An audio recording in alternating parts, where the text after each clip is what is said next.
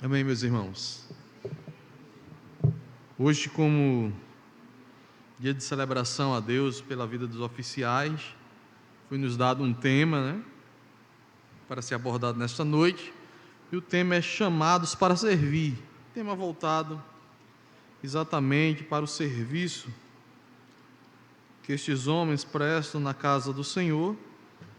E o texto bíblico nos apresentado aqui foi Romanos 12, 11. Eu gostaria que todos abrissem esse texto, a parte final dele. Romanos 12, capítulo 12, da carta aos Romanos, versículo de número 11.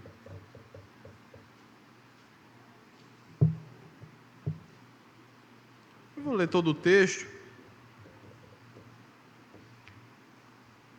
versículo 11, certo?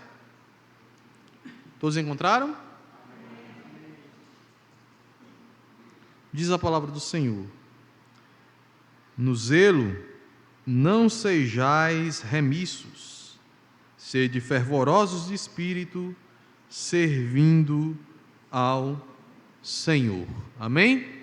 Vamos orar mais uma vez. Pai bendito, nós, diante da Tua face, Deus, por meio de Jesus Cristo, rogamos, Pai, a Tua bênção sobre a ministração da Tua palavra nesta noite.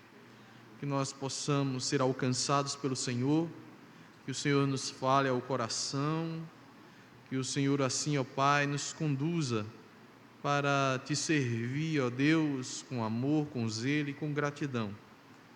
Que a bênção do Senhor esteja conosco. Assim nós te oramos em nome de Jesus.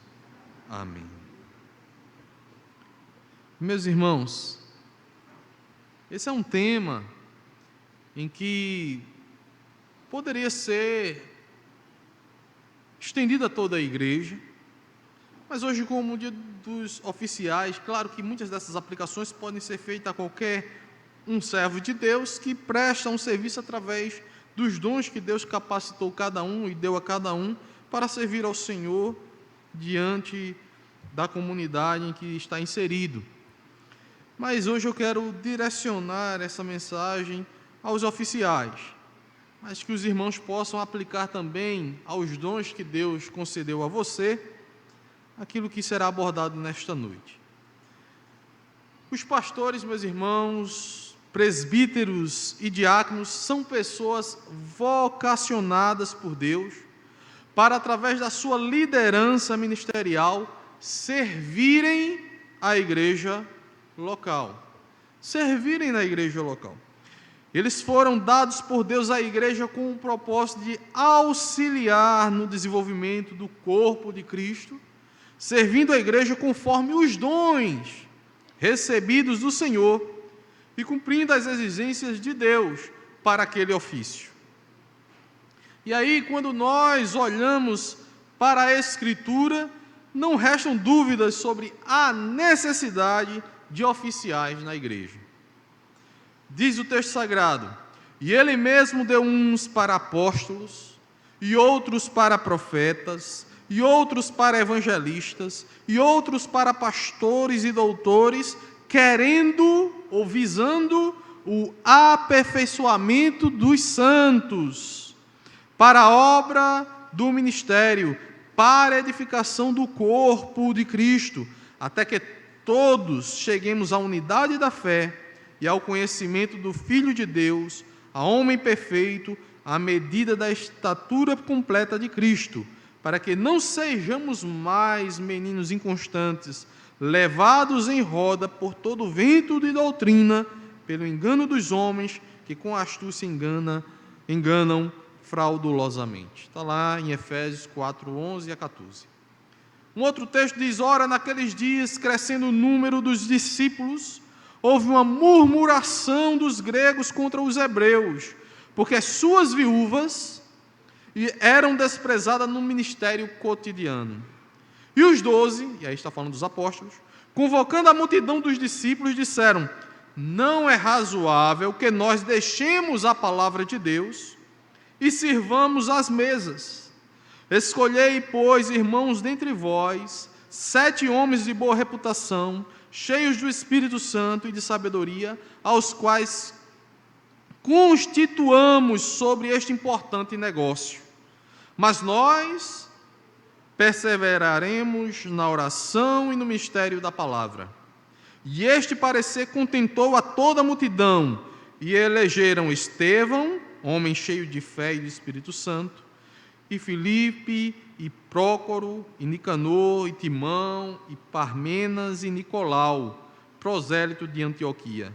E os apresentaram ante os apóstolos, e estes, orando, lhes impuseram as mãos. Está lá em Atos 6, de 1 a 6.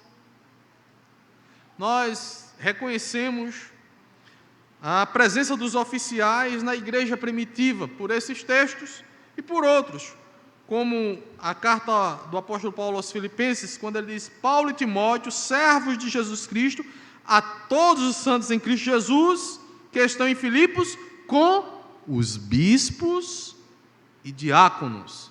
Bispo aqui se referindo exatamente ao presbítero ou pastor da igreja. E aí, meus irmãos, no capítulo 3 de 1 Timóteo, vemos as qualificações exigidas para exercerem os ofícios de presbítero e diácono e também as suas atribuições. Mas essa noite, eu não quero tratar dessas questões, e sim, de uma maneira geral, falar do dom ministerial, tratar do ofício na perspectiva do dom de Deus para tal ministério. Os textos que nós lemos, é muito claro, um direcionado ao ministério da palavra, está lá registrado aqueles dons, né, que são destinados ao ministério da palavra, no capítulo 4 de Efésios, e aqueles que exercem o ministério da temporalidade, das coisas físicas e materiais, do cuidado, do zelo que se deve ter com a vida daqueles que congregam, que fazem parte da casa de Deus. Os diáconos, portanto, pelo texto que nós lemos lá de Atos, foram dados para cuidarem das questões materiais, temporais, atendendo à necessidade dos irmãos. O texto bíblico mostra a necessidade de pessoas para tal ofício em vista das dificuldades que as viúvas enfrentavam e a falta de atenção necessária por parte da igreja e dos apóstolos a essas questões. Foi assim que a reclamação surgiu.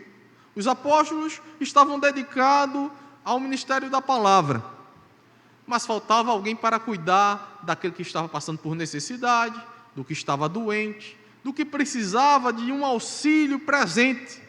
E foi assim que eles decidiram constituir os diáconos no meio da igreja.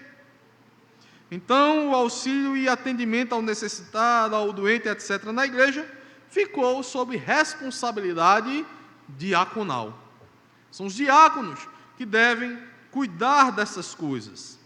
Embora pastores, presbíteros e também os membros comuns possam dar assistência nessa área, ela é de responsabilidade direta de um grupo de irmãos separado para este serviço específico, os diáconos, né? Já os presbíteros e pastores ficaram responsáveis pelo ministério da palavra e governo da igreja. Instruir o povo na verdadeira doutrina, livrá-los de heresia e desvio da verdade. E aí os textos que nós citamos caminham ou apontam nessa direção, neste trabalho que o Senhor deu e distribuiu através dos dons a esse grupo de oficiais, né? Diácono e presbíteros. Então, meus irmãos, diante da necessidade de oficiais na igreja para o seu pleno desenvolvimento, eu gostaria de chamar a nossa atenção para exercermos com mais dedicação os nossos dons. E aí eu falo de maneira geral, né? O corpo de Cristo exerce o seu trabalho na igreja através dos dons que o Senhor nos deu. E chamando a atenção especial para os oficiais, os dons que o Senhor deu, né, para que sejam exercidos através do ofício de diácono e de presbítero. Então, devemos, de fato, exercermos com maior dedicação os nossos dons para o bem da igreja e o desenvolvimento do reino de Deus. E para isso, meus irmãos, eu vou me utilizar da exortação do apóstolo Paulo a Timóteo, no capítulo 1 de sua segunda epístola, no versículos 6 e 7, que eu vou ler agora para os irmãos. Paulo escrevendo a Timóteo, ele diz: por essa razão, ele está falando para um oficial da igreja, né? Por essa razão, torno a lembrar-lhe que mantenha viva a chama do dom de Deus que está em você, mediante a imposição das minhas mãos. Pois Deus não nos deu espírito de covardia, mas de poder, de amor e de equilíbrio. Está lá, 2 Timóteo 1, 6 e 7. Permita-me agora, meus irmãos, contextualizar um pouco algo que você poderá encontrar em Bíblias de estudo, para ter uma noção mais clara do que trata essa epístola, essa segunda epístola que o apóstolo Paulo escreve a Timóteo, e sua mensagem central. Olhem só, Timóteo estava numa situação difícil, enfrentando dificuldades com a doutrina, ou melhor, com pessoas que se levantavam e ensinavam coisas distintas daquilo que era a verdade do Evangelho, conforme ele tinha aprendido, não só em sua casa, por meio da sua avó e mãe, mas também, principalmente, da pena do apóstolo, que tinha ele como seu pupilo, e aquele que ele confiava várias de suas atividades ministeriais. Paulo era o principal mentor de Timóteo, e Paulo estava preso, estava em cadeias, e o Evangelho estava debaixo de constantes e pesadas perseguições. Muitos, inclusive, haviam abandonado Paulo. Então, esta segunda epístola a Timóteo tem uma entonação especialmente dramática, e eu vou aqui, de maneira rápida, relatar toda a epístola. Paulo, agora, em seu cativeiro era tratado como um malfeitor. Ele diz isso lá no capítulo 2, versículo 9 dessa epístola. O que significa, entre outros males, que estava sujeito a algemas. No versículo 16 do capítulo 1, ele relata isso. E o término previsível das suas expectativas para si mesmo era o de uma execução em breve.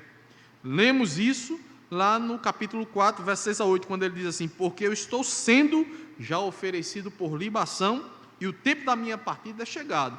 Então, todo esse drama Paulo está vivendo, e sabendo da situação que está se passando lá, em que Timóteo está à frente, né, ele diz: olha, eu estou sendo visto como um malfeitor, estou agora sob algemas, não tenho mais nenhuma forma de liberdade nenhuma, e ainda mais, o que me espera agora é a morte, eu vou ser executado, eu vou morrer.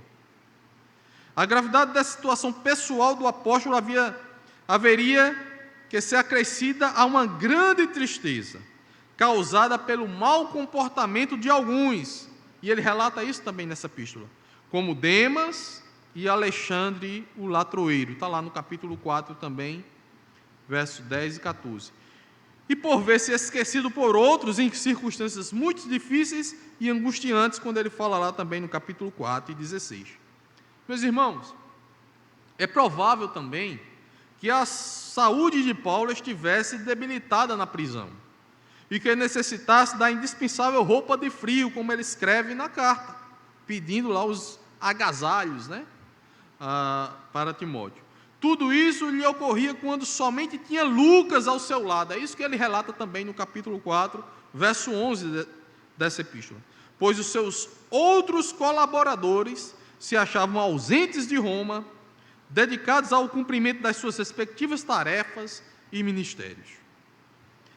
Esse desfavorável acúmulo de circunstâncias explica a insistência com que Paulo roga a Timóteo: procura vir ter comigo depressa. Está lá no capítulo 4, 9. E ele diz mais: apressa-te a vir antes do inverno, lá no capítulo 4, 21. Ele chama Timóteo para que o visite rapidamente. Diante desse quadro negativo, meus irmãos, em sua vida pessoal, Paulo olha para uma situação ainda mais preocupante do que a sua própria vida e do que ele está passando. E o que é que está preocupando Paulo para escrever essa epístola a Timóteo? Essas coisas são relatadas, mas pior do que a sua situação na ótica do próprio apóstolo, porque talvez nós estivéssemos olhando só para nós mesmos, né? Já está tudo ruim na nossa vida, do jeito que estava aqui na vida de Paulo. Ele está preocupado com outra coisa. No seu ponto de vista, e é o que vemos na epístola, né? Ele exorta o seu amado filho Timóteo, como ele escreve lá no capítulo 1, verso 2, a manter-se fiel e a não envergonhar-se de ser testemunha de Jesus Cristo.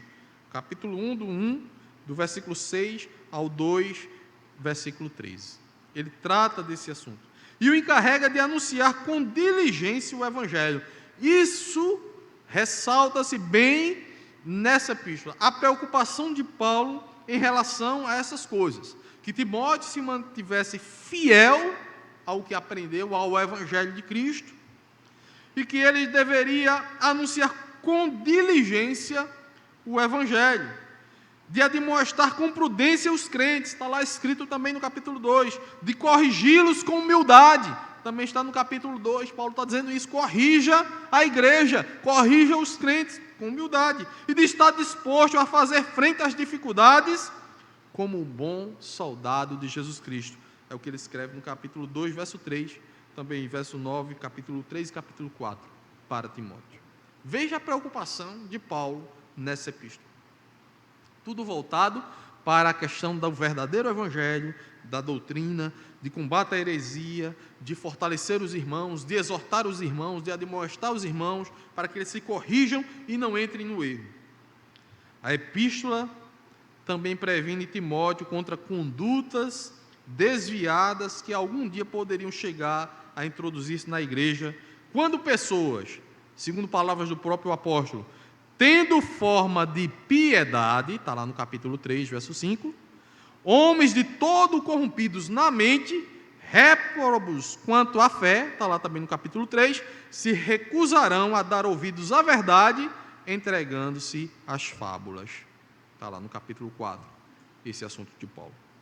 Então, meus irmãos, diante do previsível final próximo da sua vida, o apóstolo aconselha o seu discípulo sobre o melhor cumprimento da responsabilidade pastoral de que o havia cumprido, que reavives o dom de Deus que há em ti pela imposição das minhas mãos. Ele diz em outro lugar: fortifica-te na graça que está em Cristo Jesus. Faze o trabalho de um evangelista, cumpre cabalmente o teu ministério. Olha a preocupação do apóstolo nos seus dias finais, em meio ao sofrimento, para aquele servo de Deus chamado Timóteo, aquele oficial da igreja. Resumindo, meus irmãos, o que está escrito na epístola, resumindo tudo para vocês de uma maneira mais rápida e de uma maneira mais objetiva, sobre o conteúdo da mensagem da carta do apóstolo. Paulo fala de falsas doutrinas, ou melhor, das falsas doutrinas que estavam ameaçando o verdadeiro evangelho. Era essa a preocupação do apóstolo, e ordena a Timóteo que faça todo o possível para combater essas doutrinas, ensinando e pregando a verdade do evangelho. Então, meus irmãos, Timóteo deveria perseverar nas verdadeiras doutrinas que Paulo tinha dado a ele e que ele tinha aprendido também da sua mãe e da sua avó. Pois bem, meus irmãos, é dentro desse contexto que devemos compreender a expressão reavives o dom que há em ti. E aí eu não vou entrar no mérito da discussão se reavivar aqui refere-se apenas a conservar a verdade que Timóteo detinha, ou se por algum motivo ele estava desanimado por enfrentar tantas dificuldades doutrinárias e vê a igreja sendo levada ao erro sem ouvi-lo. Mas duas coisas poderão ser aplicadas a partir da demonstração aqui. Primeira, exortar os que estão ativos a alimentar a fogueira. Então, os oficiais que cumprem o seu papel devem continuar diligentemente fazendo essa obra do Senhor. Alimente cada vez mais esse seu papel, essa sua tarefa, esse seu compromisso com o Senhor, exatamente fomentando o dom que há em você por parte de Deus. E o outro ponto seria reanimar os que deixaram o fogo quase se apagar. Aqueles que, por um motivo ou outro, por motivos da própria vida, não estão cumprindo aquilo que Deus deu, né? Cumprindo aquilo que Deus requer, através do dom que Ele deu a cada um de nós. Então, essas duas coisas devem estar claras: reavives o dom que há em ti. Né? Então, essa perspectiva e essa ideia deve estar muito claro para nós. Era assim essa recomendação de Paulo a Timóteo, e com certeza é uma recomendação para todo servo de Cristo. Todos nós que temos dons de Deus, se estamos exercendo o nosso dom, vamos continuar alimentando essa chama e esse fogo para sermos ativos e prosperarmos nisso, fazendo a obra de Deus com alegria e satisfação e promovendo a edificação do povo de Deus, contribuindo para glorificar a Deus.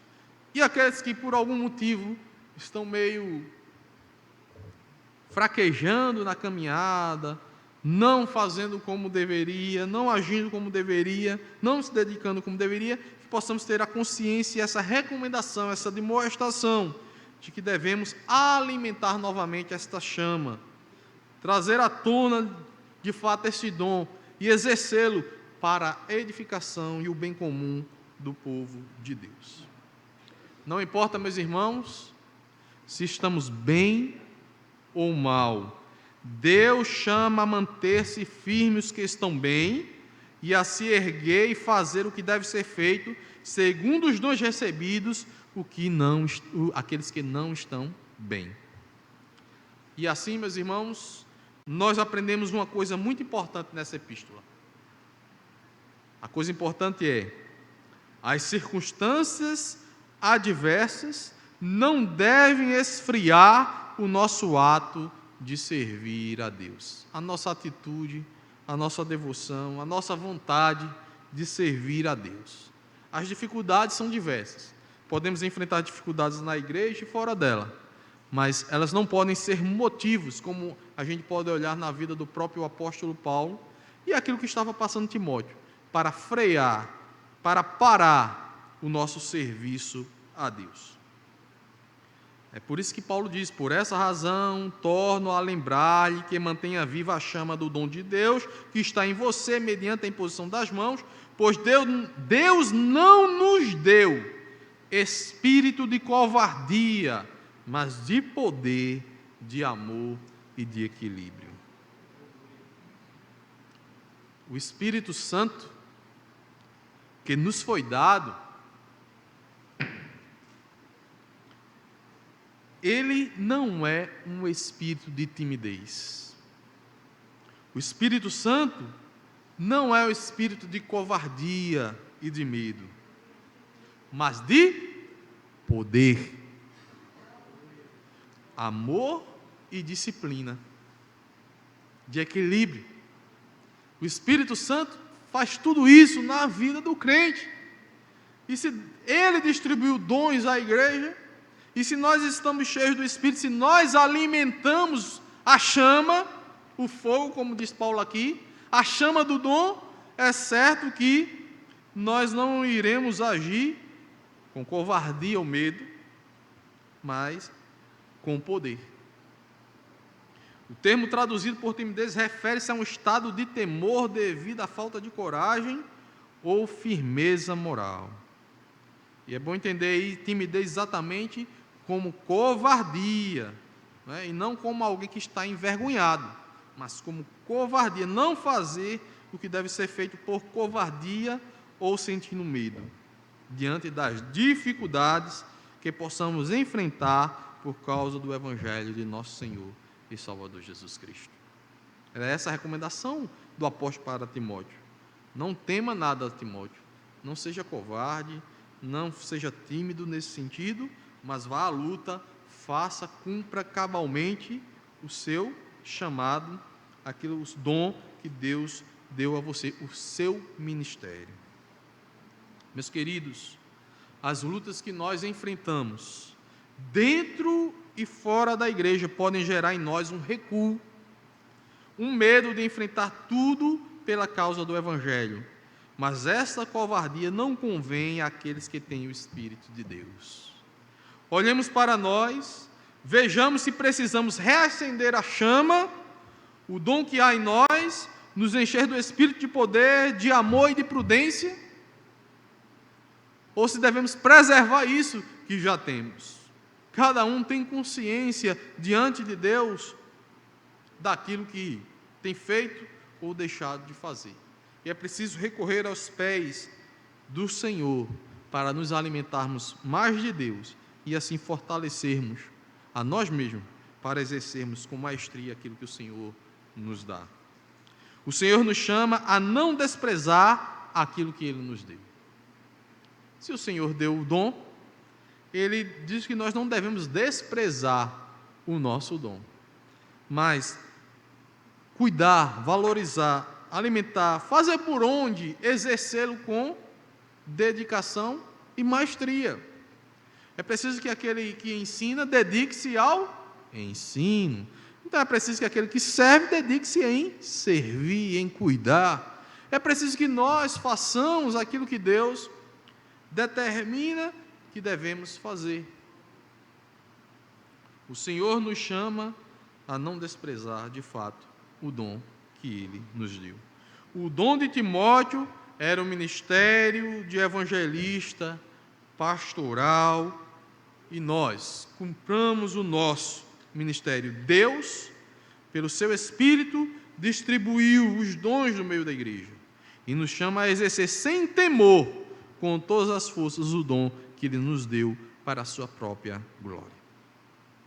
O Espírito de poder romperá todas as adversidades. Ele nunca falhará em servir e proclamar a verdade de Deus. Nós recebemos o Espírito de poder e, portanto, temos total competência para executar aquilo pelo qual o Senhor nos chamou e nos capacitou. Nós temos toda a capacidade vinda de Deus, segundo o dom que Ele nos deu. É preciso que façamos apenas. Nos levantemos e executemos, conforme o propósito do Senhor. Deus, meus irmãos, fará coisas sobrenaturais por meio de nós. Ele muda vidas, sara, restaura, faz coisas que qualquer homem natural duvidaria através de nós, quando nós nos colocamos nas mãos do Senhor para cumprir o propósito de Deus, segundo o dom que Ele dá ao seu povo.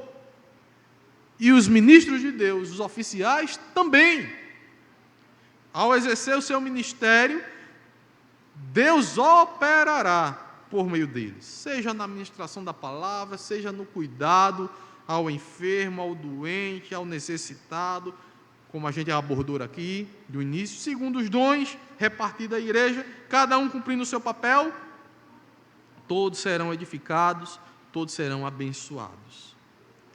É o espírito de amor, como diz o texto. O espírito de amor a Deus e sua causa, amor ao seu reino, nos levará a cumprirmos a missão prazerosamente.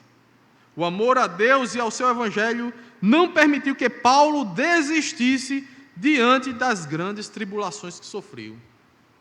Pelo contrário, o fortaleceu a ponto de dizer: não mais vivo eu, mas Cristo vive em mim.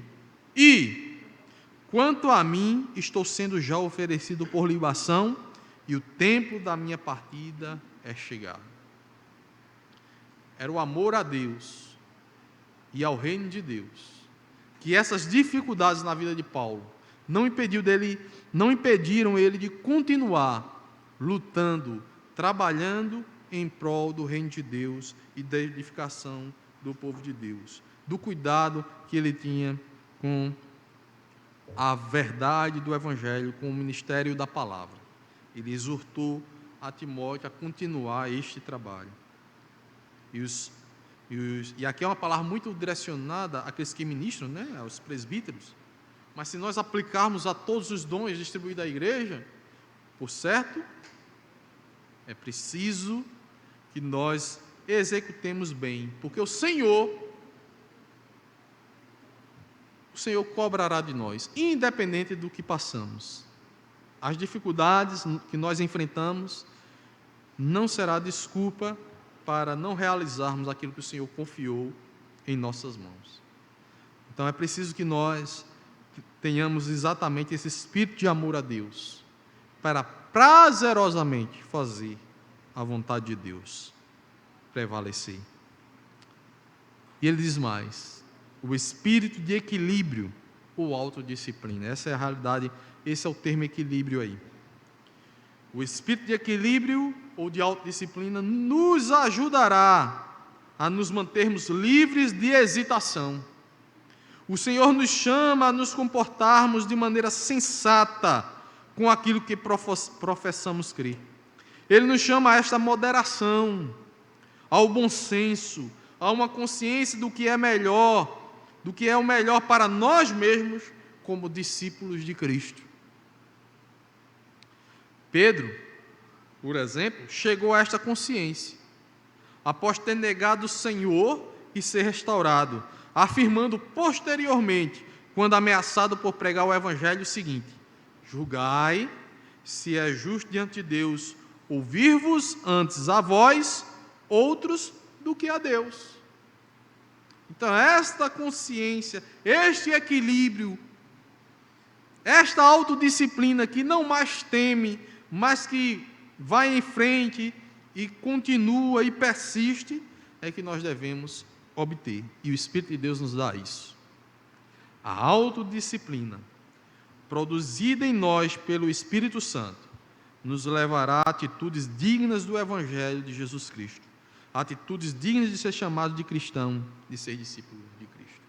E aí, direcionando muito bem para os oficiais. É preciso uma dedicação àquilo que é de nossa responsabilidade. Se aqueles que têm a responsabilidade de instruir o povo de Deus na palavra, eles devem se dedicar ainda mais ao estudo, a se dedicar, a buscar, a gastar tempo, a se desgastar, a gastar recursos para produzir algo que contemple o seu chamado. Aqueles que servem aos irmãos devem estar se preocupando com aquilo que está acontecendo, até nesse auxílio pastoral, né? De estar dando auxílio aos doentes, de estar dando auxílio àqueles que estão necessitados, de estar ajudando o ministério pastoral nessa área específica, de estar não só comunicando ao pastor, mas fazendo esse trabalho que é necessário no meio do povo de Deus. Os diáconos são chamados a esta obra, os presbíteros são chamados ao governo da igreja e a ministrar a igreja, e nós precisamos ter a consciência de que diante de Deus prestaremos conta do nosso ministério. Meus irmãos, isso é motivo para a gente temer, óbvio, porque é um privilégio, como o pastor falou aqui, mas é uma responsabilidade, porque o Senhor nos cobrará por isso. Eu ouvi uma mensagem do pastor Augusto Nicodemos, que ele falava dos dons. Ele estava falando especificamente dos dons ministeriais da palavra.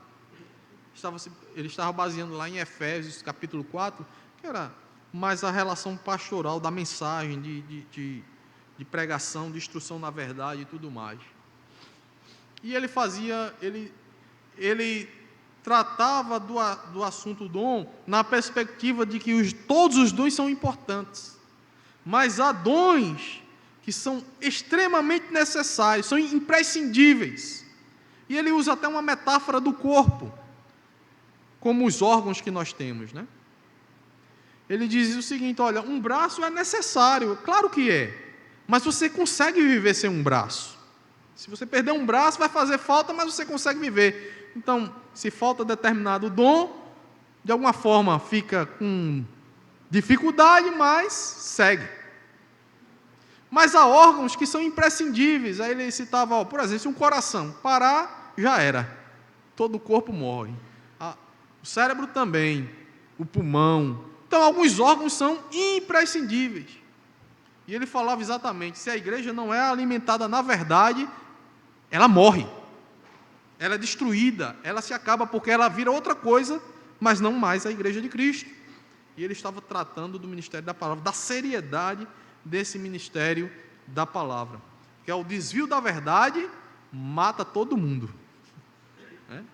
Quando se crê em algo que não é o evangelho de Cristo, pensando que é o evangelho de Cristo, está todo mundo morto acreditando em outra coisa que não é o evangelho. E ele fazia esse paralelo. Vejam a responsabilidade da liderança e dos oficiais da igreja. Todos os dons são importantes, mas alguns deles são essenciais para a vida, para a vida sadia da igreja, para a continuidade do povo de Deus na verdadeira fé, no verdadeiro Cristo, no verdadeiro Deus. Meus irmãos, eu concluo aqui dizendo que nós, todos nós, mas especialmente os oficiais nesta noite, precisamos, com a ajuda de Deus, nos levantarmos e exercermos o dom que há em nós. O Senhor nos chama a renovar ou conservar a nossa fé, a exercer cabalmente o nosso ministério para a glória de Deus e fortalecimento de sua igreja aqui na terra. E aí eu digo o seguinte: se é isso, oficial, nesta noite, se é isso que você quer, vamos fechar os nossos olhos nesse momento e orarmos a Deus. Peçamos a Ele por um renovo, peçamos a Ele que seu Espírito Santo atue poderosamente em nossa vida, nos concedendo poder, amor e moderação, equilíbrio ou autodisciplina. Que o Senhor nos abençoe. Eu vou pedir para o pastor Eudes fazer essa oração pelos oficiais e para que todos nós possamos glorificar a Deus através dos nossos dons. Amém, queridos. Quem tem ouvidos, ouça o que o Espírito diz às igrejas. Deus abençoe, Walter, continue dando graça a você para continuar estudando a Bíblia, interpretando de uma forma correta, como você vem fazendo, expondo à igreja, ao povo de Deus, no momento que a oportunidade for oferecida. Nós vamos fazer uma oração pelos nossos queridos irmãos oficiais desta igreja, que Deus os abençoe de maneira especial, que eles possam se alegrar com o privilégio, mas também se conscientizar da responsabilidade de ser fiel no exercício do ofício que o Senhor graciosamente destinou a cada um deles, de acordo também com os dons que Deus deu de uma forma graciosa a esses amados irmãos. Pai querido, nós queremos te agradecer por estarmos juntos nesta noite em tua casa, diante de tua presença. Queremos te agradecer pelo privilégio que tivemos de oferecer ao Senhor este culto. Queremos te agradecer pelo dia dos oficiais congregacionais, queremos te agradecer pelos oficiais, pastores e presbíteros e diáconos desta igreja, de nossa igreja, e queremos, ó Deus, pedir pela vida deles, que o Senhor esteja dando a cada um deles uma graça especial nesta noite, que eles possam se alegrar diante do Senhor pelo privilégio de ter sido escolhido por Deus de uma forma direta, referendada pela igreja, reconhecida pela igreja. Que o Senhor possa abençoar cada um deles, dando-lhes saúde, especialmente fortalecendo a fé em Cristo e abençoando todos os seus familiares. Que esses amados irmãos continuem firmes e constantes, sempre abundantes na obra do Senhor, sabendo que esta obra tem uma recompensa. Agora pedimos pela igreja nesta noite, que o Senhor abençoe cada servo teu que se encontra aqui no santuário e que estenda esta bênção para cada um dos seus familiares, aqueles que estão enfrentando dificuldades na vida, ó Deus, na sua saúde, ou em casa, relacionamentos, ou qualquer outro problema, o Senhor esteja ministrando nesta noite uma bênção de libertação, para a glória de Deus. Abençoe a nossa igreja em todas as áreas, toda a extensão, que esse ministério cresça, prospere de uma forma sadia para a glória e o louvor do Teu grande e poderoso nome. Assim nós oramos, assim nós suplicamos, com gratidão, em nome de Jesus. Amém.